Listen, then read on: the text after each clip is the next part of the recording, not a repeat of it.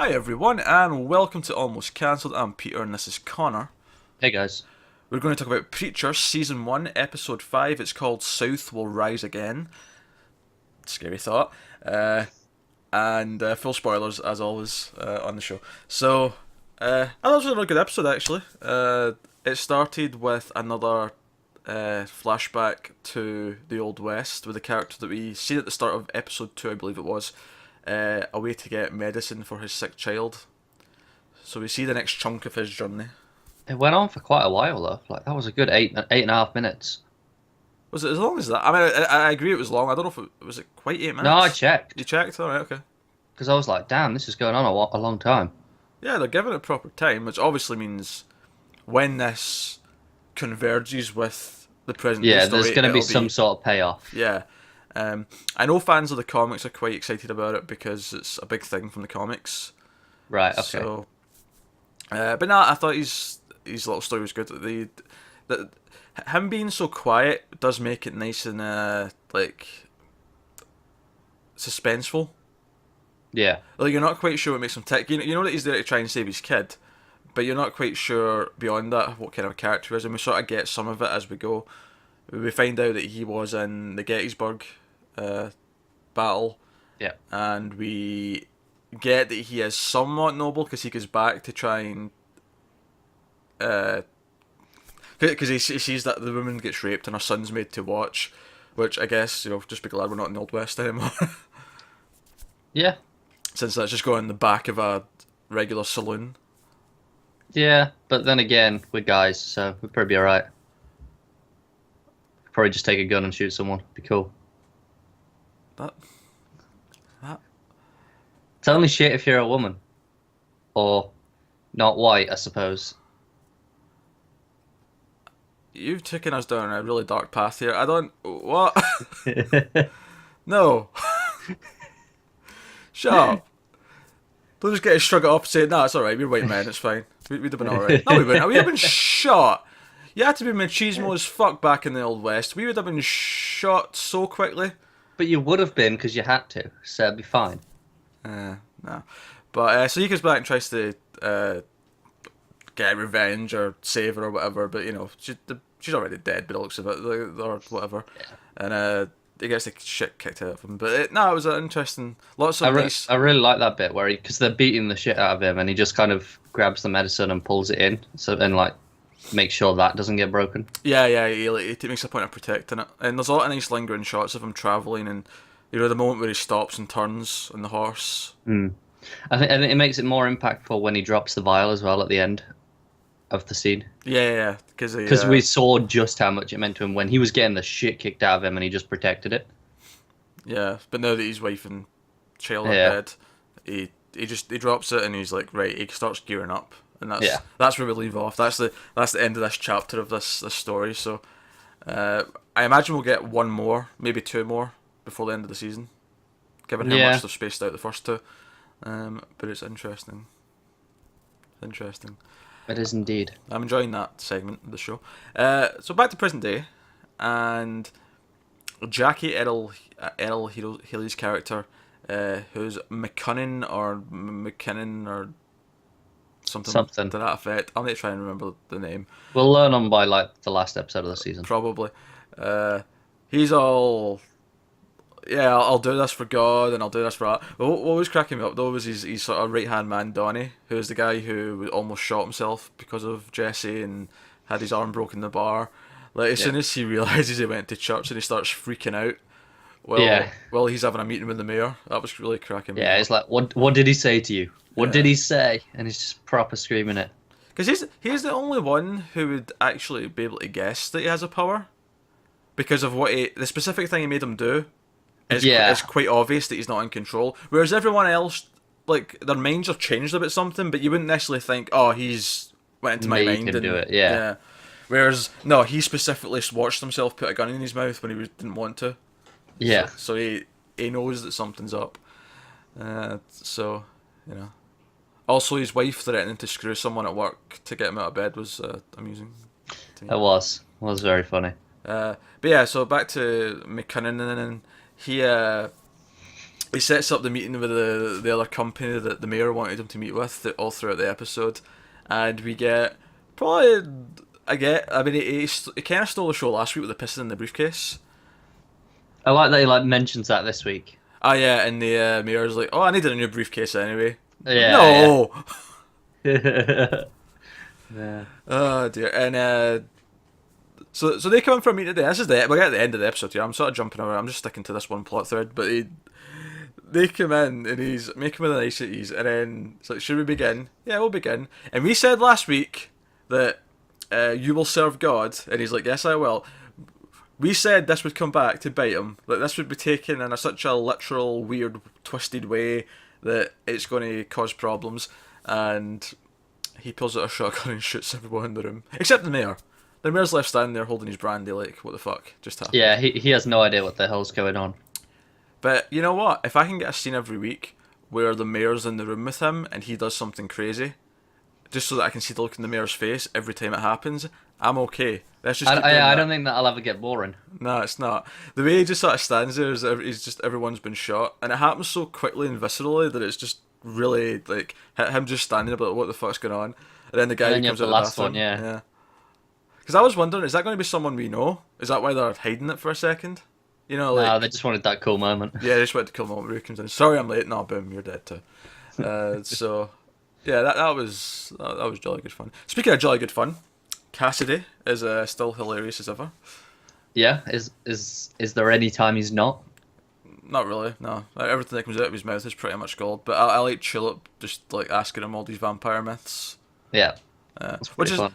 nice for us as well because it sets in stone some of the rules. Because we've been kind of questioning how does the sunlight thing work in this show. But it's fine because he's got sunscreen. Yeah, sunscreen was a good invention for vampires. Very good. Yeah, factor 10 million. Yeah. Yeah. So I thought their banter was good. It'll be amusing when Cassidy realizes that Jesse's the boyfriend. Yeah, that'll be fun. I was thinking it might even get like let it slip in that scene, but Yeah. they seem determined to save it. Yeah, I was expecting it to mention what the job was, and then it'd click. That's what I thought as well. I thought he was going to ask what the job was. Yeah, but now when he finds out, we're going to have to get the great scene where Cassidy's going to say, "Well, I'm sorry, mate. I didn't realize she was your girlfriend." You know. Yeah, it's going to be fun. Yeah. So yeah, Tulip's kind of. I guess seducing is not the right word, but kind of leading them on so that he'll help her go and kill this guy that fucked him over. I think it seems that way. Seems that way, yeah. So we'll see. The other plot thread would be Arseface, and his father, along with some people who sneak into the house, telling him to finish the job. Of course, Arseface tried to kill himself with a shotgun, and that's how I ended up with said Arseface. And he goes to Jesse for help, and Jesse takes him over to the house with the girl the girl who's in the coma, who Jesse made open her eyes. He takes him over there. The mother flips her shit because that's we don't know exactly what happened yet, but we know that he is in some way responsible for her current predicament. Yeah, because she calls him a murderer. Yeah, calls him a murderer, and she clearly isn't pleased to see him. But Jesse uses his fangled powers to tell her to forgive him, and she embraces him in a hug. And it's a really weird moment as well, because it feels really awkward and creepy. And then it cuts to Jesse, and he's just smiling. He's got this big shit-eating grin in his face. Well, that's the thing. It seems much more benevolent than the serve God, because I can't see how this can be twisted. Yeah. I can't see how it'd be twisted either. At least not So at it's first. like, Maybe even if though I, it's yeah, if I give it some thought, maybe I'll come up with a way. But yeah, like, even though it's like against her will, it's a nice thing because they're both happier. potentially, yeah. Because she forgives him, so she's not carrying around like the hate and isn't getting mad every time she sees him, and he doesn't feel as hated. So I'm struggling to see what the downside is other than it being against their will. Yeah, it's because see when he showed up at the diner, I thought the waitress was being really harsh by referring to him as it, and I'm like, oh wait, no, if he'd actually done this to this girl, then I can see why everyone in the town would be overly like mean with how they treat him. Because I thought it was just a really shitty thing to say at first, but I was like, oh, okay, well, I'm not condoning it, but at the same time, if you hurt an innocent girl, I can see why they would be especially mean to you. Speaking of bizarrely awkward moments, actually, so Emily, that's the girl who helps Jesse at the church. Oh, is that a name? Yeah, I looked up before we started. I looked up the other guy's name as well, but I've already forgotten it. Because it's weird. It's not because I keep saying McKinnon and it's not. It's like McCunnanan or something. I don't know. But Emily goes to the church to pick up the donation money for whatever they do with donation money at the church. I don't know. On hookers probably. I don't know. But she goes to the bathroom and right away this is kind of a weird scene. Like, all right, we're just gonna follow her into the bathroom. Oh, she's sitting there having a piss. Very nice. Very nice. Good job. And Tulip steps out of the shadows like Batman. And comes and has a chat with her on the toilet, and it was bizarrely awkward. It was kind of like we know absolutely nothing is going on between Emily and Jesse. Like, there's not even a hint of like a romance or anything like that. Yeah, but you can see like Tulip's thinking there is. It's just a power move on her part, isn't Yeah. it? We've seen it in some of the shows not that long ago, where a very similar thing happens. Ah, yeah, storm into the bathroom. Yeah. Yeah. It's just a power move. It's like you're there literally with your pants down. You can't do anything. I'm the one in control here. It made me laugh though, because as soon as she shuts the door, she starts peeing again. Like, the peeing sound effect stops when they talk. As soon as she shuts the door, it starts again. Now, I have a problem in movies and TV. See, whenever a guy's like taking a piss, especially when they're out in the woods or something, and someone will like walk up behind them and like say they need to come, and they'll immediately just zip it up. Like, see, once I'm peeing, it's going till it's finished. I can't stop it, right?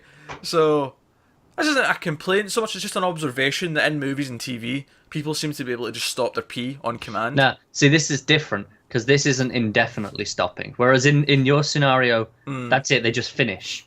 Whereas in this, it just holds. And then it resumes when she feels like she's safe again. Okay, right. So it's different. It's like her body stops out of panic. Right. Well, I've never finishes. been scared shitless while pissing, so yes, I've never been in that specific scenario. No, but I'm just saying it is different to all the other ones where Yeah, they literally just finish up and go, because they're not coming back to it, are they? Yeah. I just, you need to wait till it's finished, then you need to shake a bit, because there'll be a little dribble, but no, like in movies and TV, they just like, oh, zip, like, you get piss all over your underwear. There's no way you didn't get piss all over your underwear in that scene. I'm going on a rant about something that wasn't even in this episode. But, yeah, the peeing sound effects starting back up again amuse me at the end of the scene. Yeah, it is. And then, I guess finally, the two Heaven dudes, they were cracking me up as well when it cut to them in the bathroom, and they were like, the phone's still ringing. It's presumably been ringing all night, and they're in the bathroom discussing how to phrase the word hello. And I know. Is it hello or hello?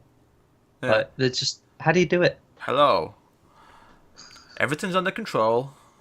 We'll be back soon. He's got a really weird voice, that guy, as well. The one He does. The one It's really hard to imitate. because they both have English accents, but he's got this like sort of really nasally kind of thing going on. Yeah, it's like some letters get stuck behind his teeth. Yeah.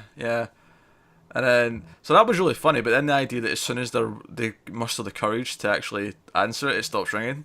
Really Yeah, cracked me up. it was kind of predictable, and I thought it might happen, but it was still funny all the same. Yeah, it was funny, and it made them even more worried. Because now Yeah. they think, oh, they're pissed. Mind you, if I'd been ringing the phone all night for someone to pick up, and it was like 23 hours later, and they're still not answering, I'd be pissed too. Yeah, I think you're perfectly justified to be pissed in that scenario. So they go to Jesse, and they act like he already knows what they're talking about, but of course Cassidy's told him so it all. Well, actually, that's not entirely true. He did try to tell him at one point, and Jesse sort of just ignored him. But Yeah. that's fair play.